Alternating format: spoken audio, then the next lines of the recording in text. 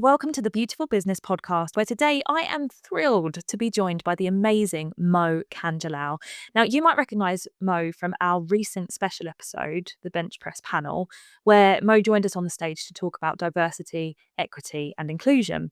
Now, Mo was such a hit that we just couldn't resist giving her the opportunity to come on and have a full episode on the Beautiful Business Podcast to dig even deeper into this area of the work environment. The really skilled leaders are able to listen to different perspectives and ideas and encourage people to share their thoughts and ideas, but then move forward with the decision. So it's not a decision by consensus. Like, you do need some people to take the decision forward, but make people who have given their thoughts and opinions feel heard, even if their decision doesn't go ahead. There's some great sort of theories around this. There's some great sort of management books you can read around organizations that do this really well. And they show that actually, if people have had the chance to have their say, even if their decision doesn't go ahead, if it's explained to them, okay, we've heard all these things and this is why we're moving ahead with this, people will get behind that decision because they feel like they've been heard and they understand why the decision's been made. Today, I'm really intrigued to get into the nitty-gritty with Mo about all things DE&I and why it isn't just simply a workplace nice to have, but a must-have for growth and development. We'll consider things like global politics, how to ensure we aren't just creating box-ticking exercises, and we'll get to hear some questions from you, the listeners. I hope you enjoy. Welcome to the Beautiful Business Podcast from the Wow Company. If you're searching for the right strategies, tools, and connections to ignite your thinking and elevate your business, then join us for a fortnightly dose of inspiration. Our guests range from industry-leading agencies and cutting-edge tech pioneers to motivational speakers and executives, all offering actionable insights to help you thrive in profit and purpose. So, whether you're a growing consultancy or an agency leader, this podcast is your source of knowledge and encouragement to spark meaningful change in your business and beyond.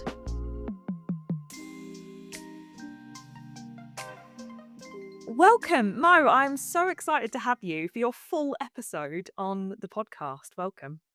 Thank you. I'm so excited to be here. Okay, I start off the podcast every time with this. I have to ask, can you tell us something about you that we might not have seen online? Yes. So I thought about this and I thought, okay, something that I don't think I've ever talked about is I know how to play the piano. Not brilliantly, but I do. Amazing. Did you kind of learn that when you were younger, or are you self-taught? It was very painful piano lessons when I was a child, and I used to want to give up all the time. And my mum used to say to me, because I used to do loads of different activities, dancing and drama and all this, and she used to say, but the thing is, the piano is something you can do when you're old. You can sit down and play the piano, and it's good to learn to read music. Sadly, I don't have a piano in my house. I haven't kept it up, but it is one of those things I think maybe one day I'll pick it up again. Oh, that's incredible, and wise words from mum as well. Do you reckon, if you were to sit in front of a piano now, you'd just be able to whack out a tune for us? Chopsticks. Chopsticks, Probably yeah, now, yeah. absolutely. I'll join that club. Amazing.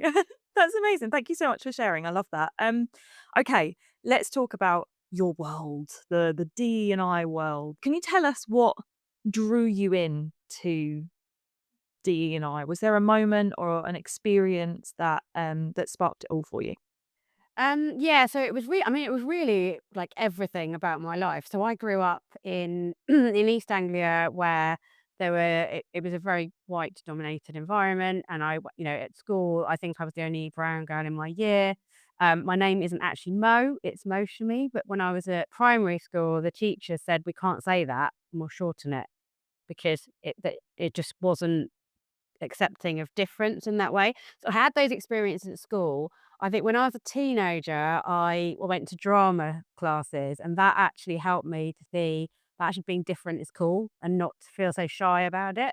So I kind of like started to feel that way as a teenager. And then once I started working, I fell into working in technology companies. So I did sales and marketing in technology companies. And those environments, nobody looked and sounded like me. So I had those experiences throughout my career. Now I did well, but that's because I like to prove people wrong and kind of show I can do it.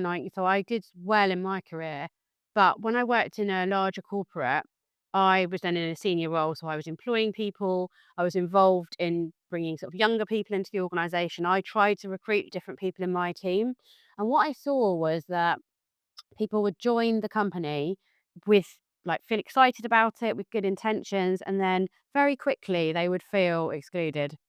Something would happen in a meeting, someone would say something awful, and often they would leave quite quickly. So it really showed me that there's a lot of work to do. It's not just about bringing people in. The whole organization has to understand why it's important to have different types of people. But it's also interesting because technology is about innovation and new ideas, yet it felt so in the dark ages in terms of how it was to work in those environments. That's what really drove me, because I thought if we're creating technology, so I worked on healthcare technology, for example, which was radiotherapy to treat cancer, which anybody could get. So why should it only be that certain people work on the innovation? It should be open to everyone so that you get different perspectives and ideas. So those are the things that really drove me to it. Then when I left a corporate role, I then started working for a software company local to me, and I had loads of time. So I thought, well, I could do nothing with the time or I could do something with it. So I started mentoring for a charity called the Girls Network. And through that, met my now business partner. And that was really where it started. So we were running a group for women in tech. And then in lockdown, so 5 years ago, we were on a call and we said, look, it's not just about women in tech, is it? It's a bigger thing. We can't leave the house. So should we try doing something about it? And that was when we started really working on it. Amazing. What a journey. Um, so that's an incredible journey, and it makes absolute sense why you've kind of entered into this journey, the inclusion journey that I can see on the books behind you. Um, how do you I mean, has the definition of DE&I changed for you over this period of time? Has it evolved? Is there different things in it now than what there might have been when maybe you experienced some difficult situations earlier on in your career? Yeah, so I think a lot of people that work in this space, it's usually because of something to do with their personal experience. So for me, it was gender and race were the things that were my personal experience. But actually, through working in this sector, I've then learned about so much more and seen like how many different things it encompasses. So it's women when they have children, it's fathers, it's neurodiversity, disabilities, kind of socioeconomic, like how that can hold people back.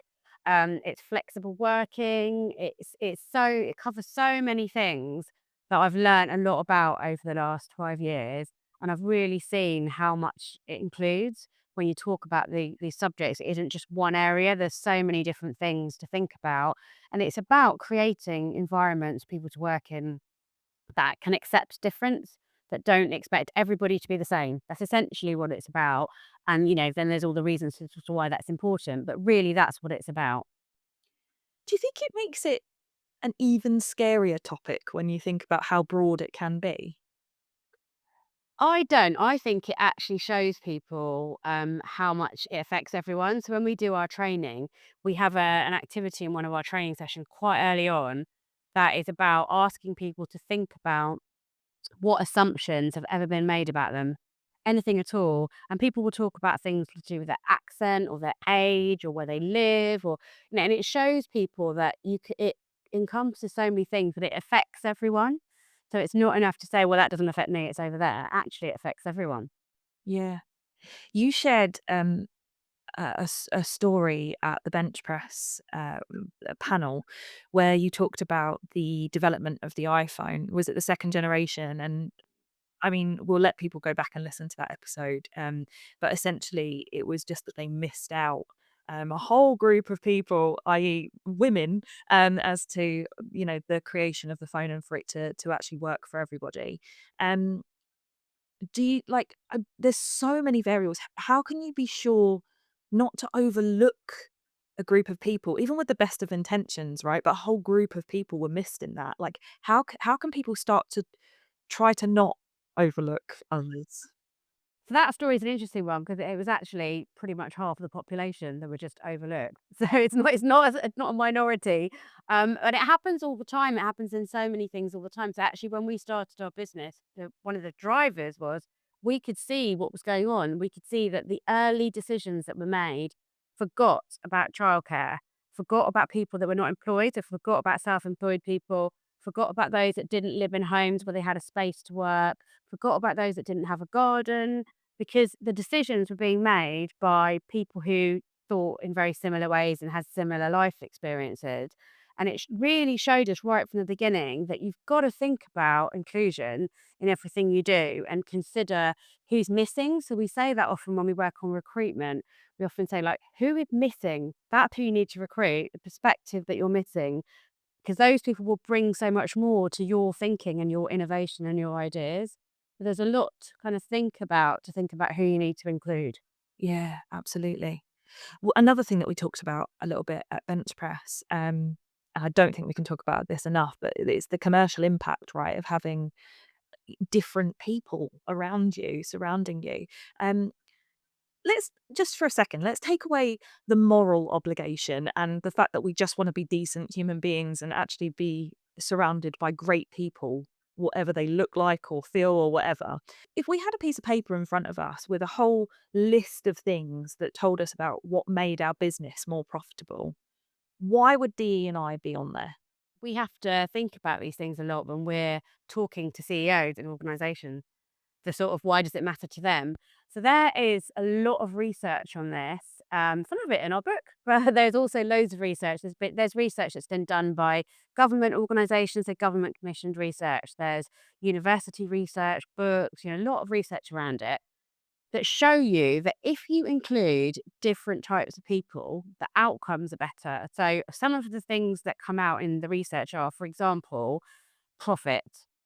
There is a strong business case that shows that more inclusive organizations make more profits, essentially more money. But if you think back to as to why that is the case, well, if you need to think of new ideas that appeal to lots of people, then you need lots of different people to do that. So that's like part of the business case here. Why does it matter? Well, those organizations that have different perspectives and ideas have those debates, have those ideas that say, but hold on a minute, have we thought about this? Or have we forgotten about this? Or, they have those kinds of discussions that mean that their ideas are more innovative, more robust, appeal to more people. There's some really interesting work that's done on decision making in diverse organizations. So when you have different types of people, there will be more disagreements because you've got people saying different things. So you have to enable those disagreements to happen. So when I talked about when I used to employ people in and they used to leave quite quickly, it's because they weren't welcome. They weren't able to say, got a different idea, or, what about this? If you enable those things, then you have those robust decisions that are made actually quicker, the research shows. The decisions are made quicker, but they are better decisions that mean you come out with more new ideas, more innovations. And those are the things that lead to more profits. So it's not that you can suddenly go, okay, we're going to hire loads of people in and we're going to have more profits. It's not the case. You've got to work on the culture and how you work to be able to do that. And then there's other things around it as well. And people are more productive. Crucially, people want to stay longer working for organizations where they feel included. So the stats on that show that it's something like 58% of people look for employers that focus on diversity, equity, and inclusion. And then that people that are in organizations where they focus on that are more likely to stay in their role because they feel like their employer values them, values their perspective. So in terms of costs for organizations, it costs quite a lot of money to recruit people, and it costs a lot of money to rehire people. When somebody leaves, to replace them costs a lot of money as well. So there's some real business benefits around that too. But I think the biggest thing that I would say is the organizations that don't think this is important will end up dying out, because actually you've got to consider important to the world, and what we need to think about and what the future is. And if you can't do that as an organization, you say, no, we're going to just stay as we are, then that's the risk. And I think that's even highlighted, isn't it, by the fact that did you say it was 58% of people Yeah. look for, people who are actively seeking DE&I in their business, and even in this economic climate, for people to be, not so desperate as to go, oh God, I just need a job. It doesn't matter. Like, I'll go anywhere. Actually, to still have that selective choice of which employer they'd like to go to. I think that's a massive indicator of what you're saying, that of course they'll die out because, people won't stop um, seeking that really. Yeah, exactly. And that stat actually is from a couple of years ago. It might even have changed now in latest research. And you also, if you think about job seekers, they're looking through ads. You don't have long to grab someone's attention for your job advert. And if people don't see something that makes them feel included, that they like, they'll just move on to the next one. So there's a real risk in terms of people, because organizations need people to deliver on work. So not thinking about it is such a risk to the organization. Yeah. And coming back to something else you said, which was about the kind of there'd be more disagreements and more debates. When you've got all of these disagreements and they're coming from, really, really kind of important places, right? Because we've got different cultures and we've got different experiences and all sorts of things involved. How do you then make the right decision, right? And I think that's the thing that becomes tricky in my mind, is like making sure that you're being inclusive is, of course, having all of these opinions chucked into the bucket, but then an answer's got to come out. And surely that might end up upsetting somebody somewhere if you've got so many different ones in there. Yeah, I think that's the skill of leadership. I think leadership has changed a lot. And I think actually the really skilled leaders are able to listen to different perspectives and ideas and encourage people to share their thoughts and ideas, but then move forward with the decision. So it's not a decision by consensus. Like, you do need some people to take the decision forward, but make people who have given their thoughts and opinions feel heard, even if their decision doesn't go ahead. There's some great, sort of theories around this. There's, some great sort of management books you can read around organizations that do this really well, and they show that actually if people have had the chance to have their say, even if their decision doesn't go ahead, if it's explained to them, "Okay, we've heard all these things, and this is why we're moving ahead with this," people will get behind that decision because they feel like they've been heard and they understand why the decisions have made. So it's about kind of really thinking about how you lead, and I think that's the difference. I think there's a lot of shifts in leadership, and this is one of them. Because there's also management techniques in how you manage remote teams or hybrid teams, very different skills in how you lead. And it's similar with this decision making. You have to really learn how to make decisions in different ways. Yeah, I love that. You've actually kind of pushed into my next question there, which was going to be, what do leaders actually do differently in these situations? But also, another thing that I'm intrigued by with that is, how can these great leaders who want to be inclusive kind of notice their blind spots? Coming back to what I was saying earlier about trying to make sure that you capture everyone. When you don't know what you don't know, it can be hard, right? So is there something specific that these great leaders are doing that helps them to notice what their blind spots are when it comes to DE&I? They're doing a lot of listening, loads of listening to feedback and ideas from people, and really listening, because often people listen just to say what they're going to say next, or they don't really listen. And I think, great leaders really do listen a lot. So I don't, there's such a mixture that we see with organizations we work with on employee feedback and employee service. So some organizations really do listen a lot, and others kind of don't. They'll sort of take a couple of things forward, but don't really look into what's going on. Because when we do our work with organizations, we always say, if you get 60% replying to something, to a survey, something like that, actually what's interesting is the 40% that didn't respond. Why did they feel like this wasn't something to respond to? That's really what we need to look at. So it is about really listening and hearing what people are saying, and knowing that as a leader, you don't have all the answers, because nobody can. It's really about that. And what about from a client perspective? Like, how are clients starting to hold businesses accountable for representation and inclusion in things like campaigns and stuff like that? Massively so, actually. So they're increasingly becoming important to show what you're doing around things like sustainability and diversity, equity, and inclusion. Increasingly, people are asking for that. So if you're a B Corp organization or you're working on it, you assess your suppliers anyway and have a look at what they're doing around these things. But even if you're not, people are really massively looking at that. So they're looking at what work is actually going on in the organization, from what's really going on, not just a kind of tick box or a one line policy. What are you really doing about it? And then looking at what your strategy is going forward, looking at what feedback you get. Like these things are becoming more and more important.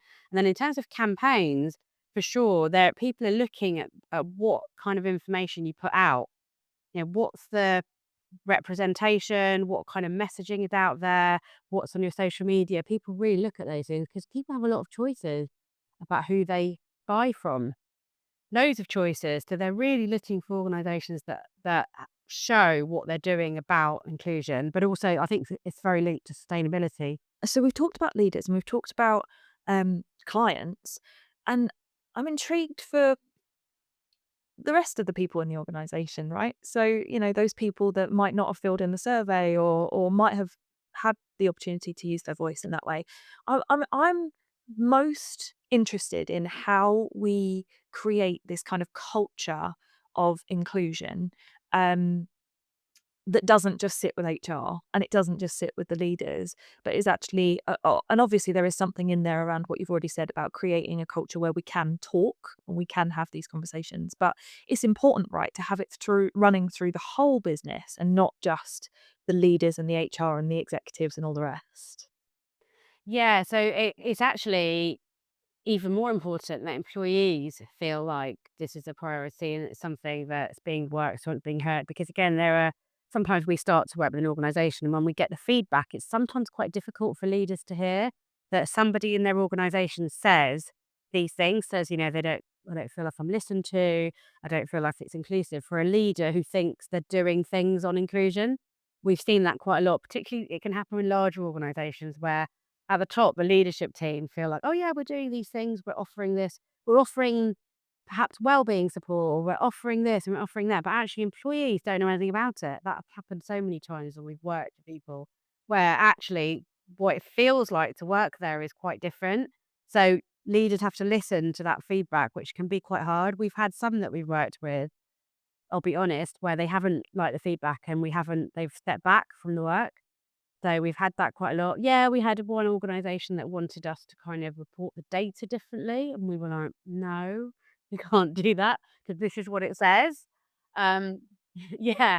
So yeah, it's really interesting. We get to see quite a lot in who we work with in different approaches and how much people are willing to listen to what their employees say. And we often say, and how the work goes forward, this is a good opportunity for people that have perhaps not led things before to actually take charge of some of the work and actually lead on it. Because it could be that there's a group of employees or an employee that is really passionate about it, but isn't someone in a senior leadership role, but actually could really show what they can do through leading on this. So we often encourage that as well. Okay, I'm going to do a complete kind of off-piste question for you, and get a little bit political. Can we just talk about Trump?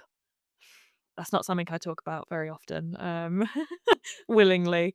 But can we talk about what has he actually done? Right, we've seen what he's done, but like, what does it actually mean? What's the impact of his kind of reversal of all this stuff? Yeah, let's talk about Trump. I get asked about this all the time. So, what he's did is what he said he was going to do when he was running his campaign. And he essentially started to ban all DE&I work and policies, and that's essentially what he'd been doing. And he'd been instructing people to kind of look at wording and policies and pulling funding. And there's just more and more stuff going on all the time around this. That's what he's doing. So in terms of what that means, I mean, I've seen a lot of content from people that said, "Oh wow, when I voted for him, I didn't know that's what he meant." Because what a lot of people thought he meant were, I'll be blunt, were people of colour, essentially. But that's not what he meant. But DE&I work, as I've already said, encompasses so many things. So it's people with disability support, maternity support, flexible work, all these things come under this same umbrella term, which is all being cut essentially by organizations. Now, a lot of the companies that have jumped on this is because they have government work. So they essentially have to for the work. There are others that have just followed the trend and have cut this work, which is interesting because there are loads of lists going around of those companies because people remember. So people will remember what's happening. There have been brands that have been losing revenue because people are boycotting them. But it's been really interesting to see what's actually happening with it. There are others that have doubled down and said, no, this is important. We carry on with it. There are those that have said, we'll just rename it to other things. It's about, leaders of the future or something like that to carry on with the work. So it's been really interesting to see what's happening in America. And I feel really awful for a lot of people in the US that are having to live through this. It's horrendous. I've seen like some famous people say they're not going to do an international tour because they're worried they won't get back in across the border. There are some organisations that have jumped on it and have said that they're banning the work on it too. Again, people remember who they are. If they are doing that, people will know. I would say mostly people aren't. I think unless they've got a US bit to the company, something like that. We're working with a US company who have just moved the budget over to Europe for now, and so we'll carry on here and we'll see what happens with the US side of the company. So there are impacts here, and obviously here we do have that same kind of rhetoric about hating difference, hating immigrants, hating all of that as well. So there is a danger that it really starts to impact here too, because people get whipped up by this kind of thing. And I think I've seen some really interesting debates. In a way, it's kind of highlighted more what the work's about. So in a way, it's been good because it means we're showing that it's not what they think it is. So it's not about, for example, I'm going to call this one out. It's not about hiring less qualified people for a role just because they fit the demographic to have a diversity hire, it's called. It's not that at all, because nobody wants to be hired because of their skin color, their gender, or any other characteristic. What it is about leveling things so that different people have the same opportunities as others, because that isn't the case right now. But people don't see it like that. People often think that something's being taken away from them, and that's what is fear, essentially, that drives all of this. Yeah, but that's fascinating though, isn't it? It's probably those people that think that, and I can only generalize here, but are people who have kind of sat without any competition, as it were, over this time and haven't noticed that. And then all of a sudden, we're having these conversations now and becoming more inclusive of lots of different types of people. And it's more competition, I guess. And that's where the backlash can potentially come from. And that was what I was going to move to next, actually, is, I've seen articles on it like, and it blows my mind, that people wouldn't just do exactly what some of your contacts have done and gone, "Right, I'm ignoring that and I'll just rename it, or I'll just do whatever and continue with exactly what we're doing because it's the right thing to do." Um, but, you know, is there actually an anti-DEI rhetoric coming into play here? Are we seeing this through, because of Trump, because of far right people, all of this stuff? As a result, is there actually do we worry that there would actually be quite a big impact and potentially a backlash? Potentially, but then back to what I was saying earlier on, there are real strong reasons why it's important, why you want inclusive organisations, why you want to hire different people for the success of an organisation. So those that jump on it are risking failure, I would say, because they're risking like nobody wanting to work for them anymore, or all of their employees leaving. They're risking those things that, aside from the fact of, the innovation and ideas and ways of working, those are the things that people are risking. So, if you were in an organization right now that said, okay, we're following this, we're going to ban all this work, and you were somebody that really felt passionately about that work, you would say, okay, I'm looking for another job. I'm out of here. You really, because basically the organization is saying to you that you don't matter to them. So that I think that's the problem with people that jump on it. There will be those that do. I can see it happening here, but I think it's important to remember the bigger picture about why it's important. So it'll be interesting to see how things play out. So when companies are looking to stay strong, be bold, be progressive, do the right thing, um, and work with potentially even clients or even, internal people, colleagues who might have dated ideologies on, who can do what and how it should be done. What should we be looking for in order for them to be bold and progressive? Like, what can they do to keep that going? It's really interesting again when we work with organisations because everybody isn't always on board with doing this work, especially if you work with a larger organisation. There'll be people that don't agree with it, that that are really against it. When we run training sessions, I can usually spot them when you walk in. The one that just thinks, "Why am I having to do this?" Yeah. Sometimes folded arms, you can't say anything anymore. And I always say to those people, "What is it you want to say?" And, Great question. Great yeah, and it question. kind of opens it up. So I think you have to really listen again to people and also meet them where they are and really like hear what the concerns are. Because usually, if you can open up a conversation with people and talk to them about it, you can start to uncover like what's going on there and what the fear is about and what it's about. But it takes a lot of work, and actually, I think that is the work that we need to do as a society. In my views, we need to do much more of listening to each other because we're very polarized. You think in this country, we've become more and more polarized over the years. Of I hate them because they did this or they raised it for that, and I'm one of those people very guilty of like going, oh no. But actually, we need to do a lot more of listening to each other and understanding each other's perspectives because that's the only way we can progress. And, when you bring it to this is the kind of thing I love thinking about. If you bring it to like kind of more bigger picture things that are going on in society, climate change is going to bring more refugees because people will literally be fleeing because there's no dry land for them to live on.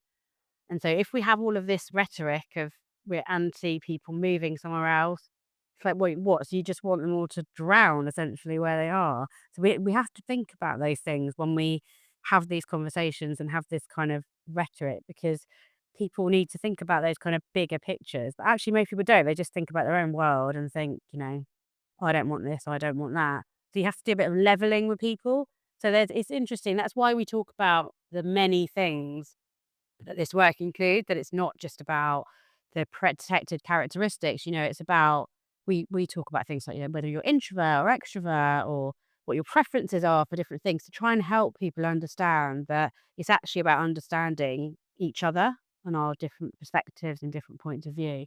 But it's a lot of work.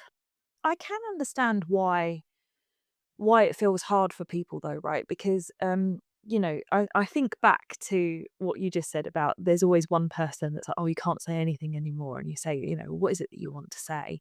But to kind of flip that on its head a little bit, I think sometimes even with the best of intentions, like genuinely people might want to have the conversation, but I think there's a lot of people that I know, that have kind of a fear of saying the wrong thing, and I think that's what it is, it's a fear, it's not necessarily that they don't want to have that conversation, but it's like, "What if I say something that's offensive? Or what if I say something that I just can't say, but that I didn't know was offensive?" Maybe that's the kind of more practical side that people struggle with, as to how to open up those conversations. Do you have any kind of tips on that, like literally back to basics?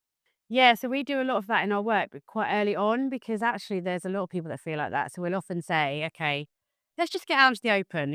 What are the words you don't understand or the acronyms or, what are you worried about? And usually there's a sigh of relief from people that they can get all of that out into the open.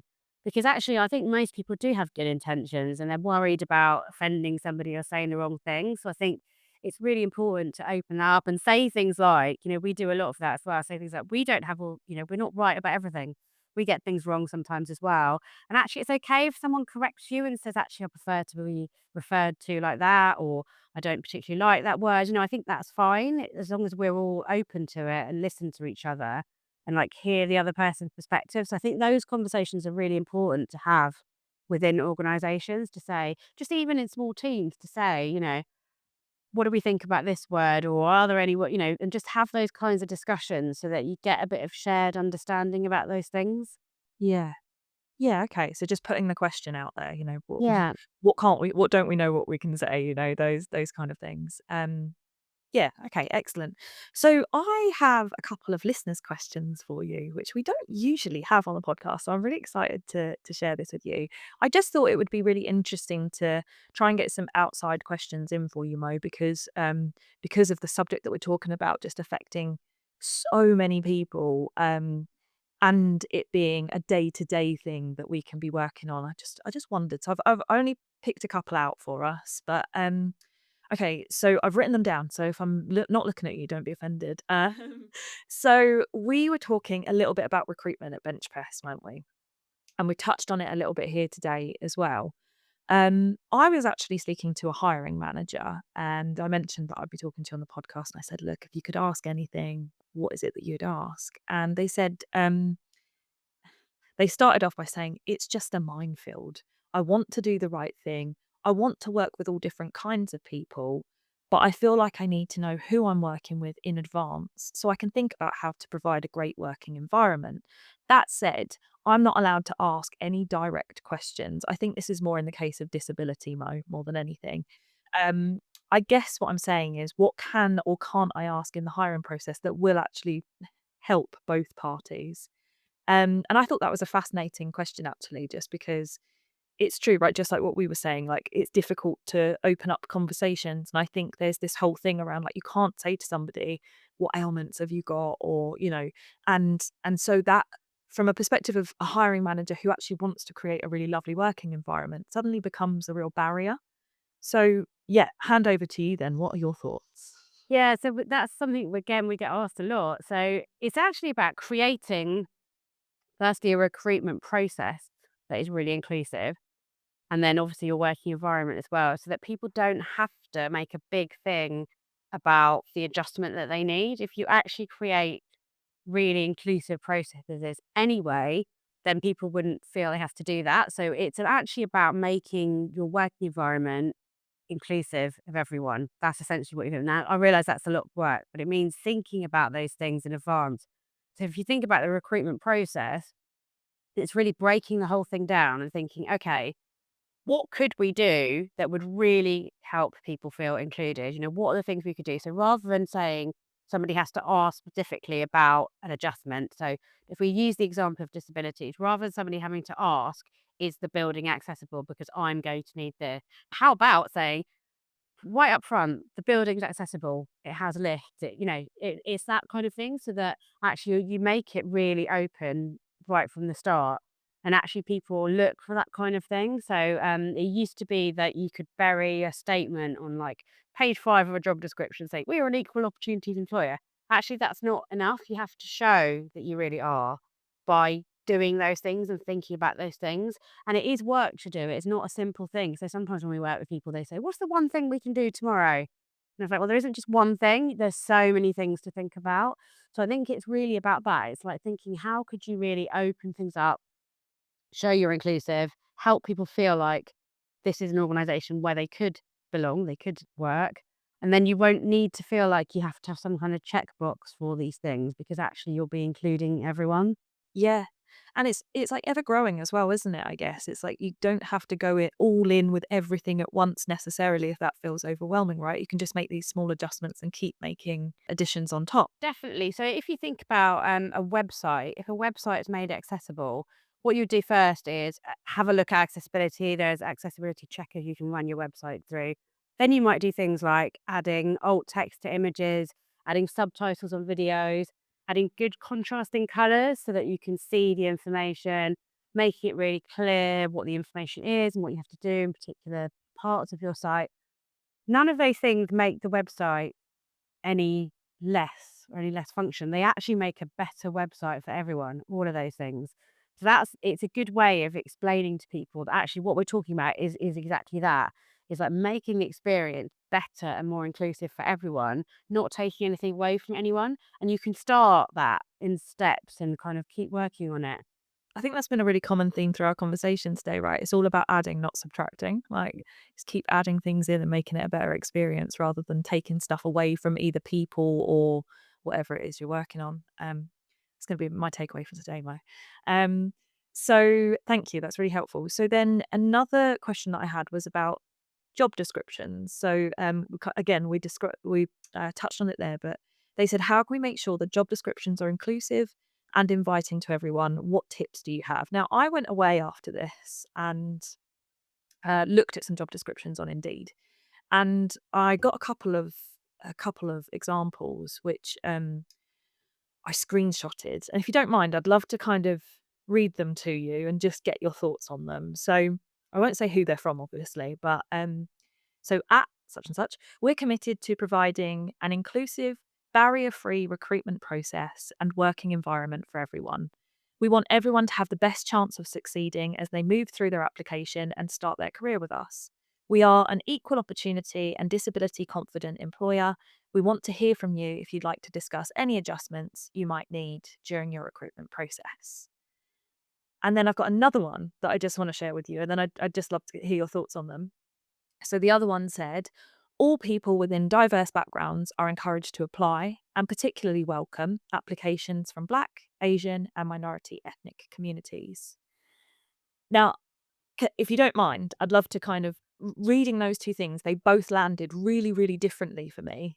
And I'd just like to discuss it a little bit, I guess, because I'm aware that like I'm a white British female, so I know that I'm coming from a place of privilege in comparison to a lot of different people within the nation. But the first one for that felt very inclusive. You know, they talk about everyone, they talk about wanting people to succeed, they talk about starting a career with them, just all these little like touch points that make me go, oh, you know, I genuinely feel like these people are trying to do some good here.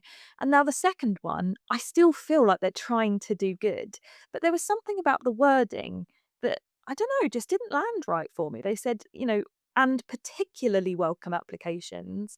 And I think it after that, like I don't really mind who they particularly welcome applications for.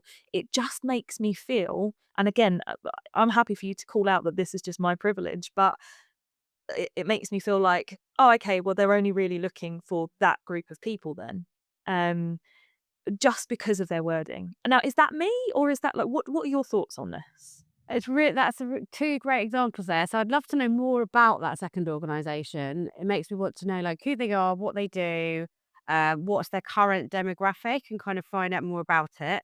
But I agree, like for you particularly reading that job description, you might think, oh, that's really put me off them. So that's why I'd like to know more. So, Yeah. for Can example, can can I also add, Mo, that I tried to look at it from another perspective. So someone that I know grew up in Thailand, so actually they experienced things from a different perspective there as well. And like being a white person in Thailand, they were the minority actually. And I tried to imagine, okay, so what if I was in Thailand and I was applying for a job over there and I saw that said we particularly welcome applications from white, you know, or female or whatever. And I guess for me as well, depending on how desperate I was for a job, I if I had the selection, I would probably go, are they like, will they just be hiring me because of my like exactly what you were saying before, like the tick box? Are they just looking for me to tick a box within their establishment? But again, I still don't know because I've not experienced it myself, like directly, whether that's just coming from a place of where I've come from, like you know, not having to think about those sorts of things. But um, I guess yeah, I tried to look at it from the other perspective, and I still didn't take it as well as the first one. so the first one is what we would advise people. That's the kind of wording we advise people. The second one, like I say, it makes me fascinated to know more about them. I have an example of a client we worked with. The client we work with, they're a charity that work with a lot of refugees. Their service uses their clients, and all of their board and senior management team were white, quite middle class, privileged people. So when they were hiring, they particularly wanted to address that because they felt like there should be one or two people maybe on the board that did understand the experience of those that they were the purpose of the organisation. So they did use some wording that was a bit like that, but they did more of they essentially said, look, this is what we're about, this is our purpose. This is these is this is the demographic of the people in our board and leadership team. So you can see we have some gaps and we'd love to address that. But so if you have lived experience of what our clients experience, like we'd welcome you to apply for our organisation. So it was kind of a similar way of wording it, but in a different way. I think that second one was very specifically saying this is exactly what we're looking for. And as someone, someone of colour, I don't want to be hired in an organisation just because I tick some boxes. That's not the reason I want to be employed. I want to be employed because I'm the best person for that role. So there's definitely some work to do around that. But like I say, with that organisation, it makes me wonder about who they are, what they're doing, what their current team are like, because there are organizations, for example, that the funding and other reasons really need to reflect like the people that their purpose is about. So it could be that it's something like that. But I can absolutely see that if you are someone who's not that demographic, you read that and you think, "Whew, I'm not applying there," and it really puts people off. So I don't think that kind of wording helps. I think actually the first organisation is much more what we want to see, so that it is about being inclusive and not about taking something away from some one group of people and giving it to another, because I don't think that helps the discussion if you do that. And those kinds of things are the kinds of examples people often pick out to me. So because people know what I do, they like to kind of pick out things like that just to play devil's advocate, Mo. And that's the kind of thing that would be picked out and said to me, well, what about this? And I would say, like, something like that, I would say, actually, I think the first example is much more what we would recommend in terms of showing that you're an inclusive organisation. Yeah. Okay.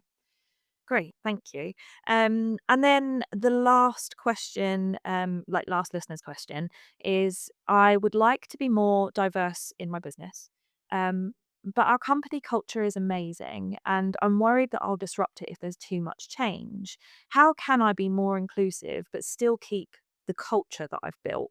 Now, I think that this is coming from a place that's more, I mean, I can only assume that this is coming from a well-intentioned place, right? Like, I don't want to, we've built an amazing culture. I don't necessarily want to, um, disrupt that by bringing in too much change. I don't know. I read it and I'm like, oh, I can see that being quite spiky, but also, also actually, I think that there's a well-intentioned question in there. What are your thoughts? That one really jars with me because that makes me it sounds like we're all happy and the same, and we don't wanna let any difference in. And so when we're talking about hiring, we rather than talk about culture fit, we talk about culture add, who's gonna bring things to the organisation, bring different things. So yeah, it does mean that if you bring different people into the organization, you might have to have some different conversations about certain things about the way you work, but it will make the experience better. So I think for that whole question to me sounded from a place of fear of what might happen, and actually what it's not thinking about is what you might get, the addition, the kind of enhancement to what you do in your culture would only add by bringing different people in. So I think that sounds to me like a place of fear, and it makes me want to have a conversation with them and find out more, because it's like, what did you mean by that? It's really interesting. Yeah. Okay, so actually it's a reframe, right? Rather than thinking of it as, "Oh, it might ruin stuff," actually, like, what else can we bring is what you're saying. Yeah, what brilliant things could somebody with a different perspective or idea or life bring to the organization? Yeah. Also, I think, like, when I think about that question, I think that it's almost like they're gonna bring in somebody that doesn't fit with their culture in the sense of, like, I think of the culture as, just kind of people getting along, and actually that I imagine it to be someone sort of sat in the corner and not getting in, but actually that's not what you're bringing in when you're bringing in a diverse, group of people, like, you're bringing in even more of that, right? Yeah, it's the image that comes up for me, it just, fascinates me that they think that, "Oh god, it'll be so different that they won't get involved or they'll create something different," but actually, yeah, it's never about that, is it? So I love that. So reframe it into, okay, what can they bring? Again, addition, not subtraction, Yeah, right? and I often do that when I talk to people and they say things like that. I'll often say, okay, well, imagine if we'd never had different people moving to this country and you had all these different foods, for example. Imagine if that never happened. It was all just the same. How would that be? Like, is that what you really want? Yeah, it kind of bringing it to things that people can relate to really helps. Absolutely, yeah. Okay, thank you so much for that. And again, thanks for the questions that people sort of sent across and I had conversations about because it was really fascinating to talk about it. Okay, so a couple of questions then before we really wrap up. Metrics. So obviously metrics are a kind of massive part of business anyway, but what metrics can businesses be looking at that track beyond just headcount and actually look at real inclusion? I think it's looking at engagement. Your employee engagement is what really helps, because you can bring, like I said right at the beginning when I was talking about people that I hired into organizations, yes, you can hire people in, but how long do they stay? How engaged are they? So we often say that there are some metrics that are real indicators. So things like employee engagement are things like retention, like how long people stay. If you have a lot of people churning all the time, then that's usually an indication that there's work to do on the culture and how you work. So some of those kinds of metrics delve further into what we're talking about. Lovely. Do you want to tell us a little bit about your book as well? Yes, I'd love to. So our book, The Inclusion Journey, is about the journey that an organisation goes through on the road to inclusion, and it details lots of the research and stats that we talked about. There's also some great stories in there of what different organisations have done, and real range of organisations. We've got charities, the National Health Service, tech companies. There's a football club in there, so like loads of stories of different organisations and what they've done to give people ideas of what they can do. And then we also go through, the whole process of inclusion journey mapping and ideas of what you can do and how to keep things moving. So the idea of the book was that we knew that we couldn't reach everybody personally, but people can buy the book. And if they read the book and pick out a couple of ideas on it, things they could do, then it helps to drive things forward. So yeah, it's packed full of lots of ideas. Love that. We'll leave that in the show notes as well, just in case anybody wants to get hold of that. Okay. Favorite question, final question. We ask everybody this, Mo, and I can't wait to hear your answer on this. What does beautiful business look like to you, and how can business owners sort of take one step towards that vision? So I think it's when people really love working for the organisation and they want to. It's actually all the things I've been talking about. Is people feel like they love the mission, they love what it's about, they tell their friends about it, they feel like they're on that road to the mission as well. They feel like they're part of it, so they don't feel like they're just a kind of they go and they come back and they're not really engaged in it. It's where people feel like, yeah, this is what we do. I love it, really part of it, really want to sort of drive the business forward and help it be successful. I think that's what it's all about. Yeah, I love that. And there's such a culture of that with the younger generation nowadays as well, isn't there? About that purpose-led kind of seeking that company that will give them that purpose-led role. So Yeah, I love the fact when you see younger people now, they will leave if they don't see that. They have to feel like they're really part of what they're working on. yeah, absolutely. Well, Mo, it has, as I thought it would be, been an amazing hour or so with you talking about all of this stuff. And as ever, I've learnt loads, and I can't wait for people to kind of take this stuff away with them as well. Thank you so much for joining. Thank you. It's been lovely. The time's flown by. Absolutely loved it. Cheers, Mo. Thank you for listening to the Beautiful Business Podcast. If you've enjoyed this episode, then please remember to subscribe and leave us a review. For more advice and practical tips on what it's really like to build a beautiful business, visit our content hub at wowco.uk/hub or check out the link in the show notes.